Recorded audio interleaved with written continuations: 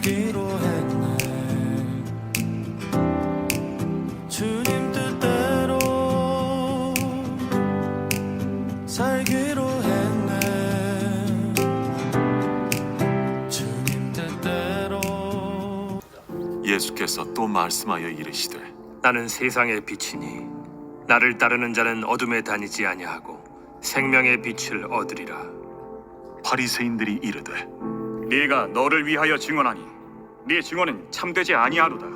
내가 나를 위하여 증언하여도 내 증언이 참되니 나는 내가 어디서 오며 어디로 가는 것을 알거니와 너희는 내가 어디서 오며 어디로 가는 것을 알지 못하느니라. 너희는 육체를 따라 판단하나 나는 아무도 판단하지 아니하노라. 만일 내가 판단하여도 내 판단이 참되니 이는 내가 혼자 있는 것이 아니오 나를 보내신 이가 나와 함께 계심이라. 너희 율법에도 두 사람의 증언이 참되다 기록되었으니 내가 나를 위하여 증언하는 자가 되고 나를 보내신 아버지도 나를 위하여 증언하시느니라. 초막절을 맞아 예수님께서는 예루살렘에 있는 성전에 올라가셨는데요. 오늘 본문은 성전의 여러 장소 중 특별히 여인의 뜰이라고 불리는 뜰을 그 배경으로 하고 있습니다. 성전에는 크게 세 가지의 뜰이 있었습니다. 가장 바깥쪽에는 이방인의 뜰이 있었고 그 다음으로 여인의 뜰과 또 이스라엘인들의 뜰이 있었죠. 말 그대로 유대인이 아닌 이방인은 이방인의 뜰까지만 들어갈 수 있었고 또 유대인 여인들은 여인들의 뜰까지만 또 유대인 남자들은 이스라엘인의 뜰까지 들어갈 수 있었는데요. 여인의 뜰은 마침 오늘 본문 바로 앞에 있는 요한복음 8장 1절부터 11절에 나오는 음행 중에 잡힌 한 여인에 관한 이야기의 배경이기도 합니다.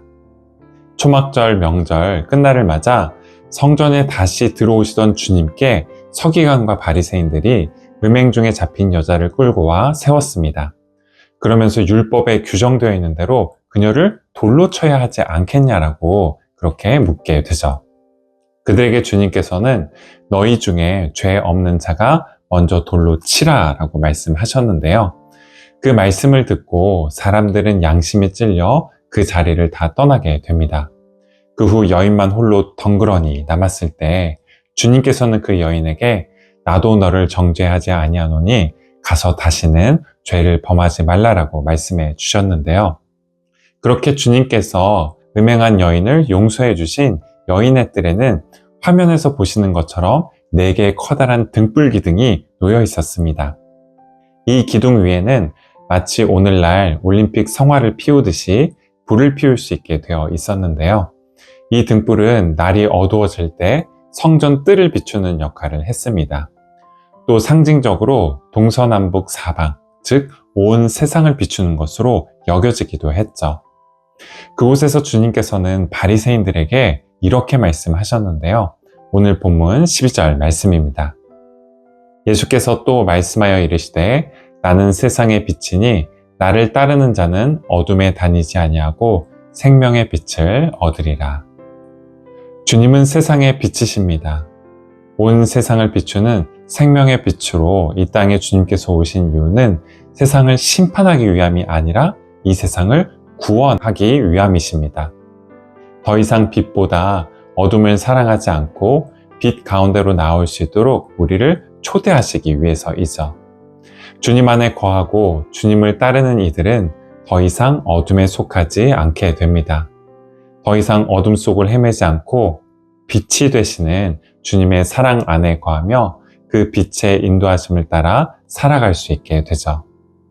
구약시대 스가랴 선지자 역시 하나님께서 이 온 세상에 비추시는 구원의 빛, 생명의 빛이 그와 같을 것이라고 선포하고 있는데요. 스가랴서 14장 6절부터 7절까지의 말씀입니다. 그날에는 빛이 없겠고 광명한 것들이 떠날 것이라. 여호와께서 아시는 한 날이 있으리니 낮도 아니요 밤도 아니라. 어두워 갈 때에 빛이 있으리로다. 방금 읽은 본문에서 스가랴 선지자가 말하는 그 날은 여호와의 날을 가리킵니다. 그런데 여호와의 날은 사실 심판의 날을 가리키는데요. 마치 서기관과 바리새인들이 앞서 음행 중에 잡힌 여자를 주님 앞에 끌고 와서 율법에 따라 처형하려고 했던 것처럼 여호와의 날은 하나님께서 이스라엘 백성들의 죄를 물으시고 심판하시는 날입니다. 그래서 빛도 없고 광명한 것도 없는 어둠의 날이죠. 그런데 스가랴 선지자는 놀랍게도 그 심판의 날 여전히 그곳에 빛이 있을 것이라고 선포합니다. 해와 달과 별이 비치지 않는 그곳에 여전히 빛이 비출 것이라고 선포하죠. 마치 주님께서 음행 중에 잡힌 여인을 향해 나도 너를 정죄하지 아니하노니 가서 다시는 죄를 범하지 말라라고 말씀하셨던 것처럼 여호와의 날에도 하나님의 자비와 사랑이 여전히 빛나고 있어서 그 심판의 날이 완전한 어둠이나 밤이 되지는 않을 것이라고 선포합니다. 하나님께서 이스라엘을 심판하시는 까닭이 이스라엘을 멸하시는 데 있지 않고 그들을 구원하시고 회복하시는 데 있기 때문이죠. 잘 알려진 정호승 시인의 햇살에게라는 시를 나누고 말씀을 마무리하려고 하는데요. 이런 시입니다. 이른 아침에 먼지를 볼 수 있게 해주셔서 감사합니다. 이제는 내가 먼지에 불과하다는 것을 알게 해주셔서 감사합니다. 그래도 먼지가 된 나를 하루 종일 찬란하게 비춰주셔서 감사합니다. 아무리 밤이 깊어서 짙은 어둠에 둘러싸여 있다고 해도 아침이 되어 비치는 햇살에 빛나지 않을 사람은 없습니다. 이제까지 살아온 삶이 먼지같이 덧없이 보이고 아무 이룬 것도 없이 자기 자신이 초라하고 또 가볍다라고 생각돼도 햇빛 속에서 빛나지 않을 사람이 없기 때문입니다. 모든 사람을 품어 안으시는 하나님 안에서 절망해도 좋을 사람이 없기 때문이죠. 거룩함과 부정함의 경계를 넘어 의인과 죄인의 경계를 넘어 주님께서 계속해서 우리를 찾아오시기 때문입니다. 이 세상을 비추시는 빛으로 오신 그리스도께서 우리를 품어주시는 사랑이 되어주시고 바로 우리가 바라볼 희망이 되어주시기 때문이죠.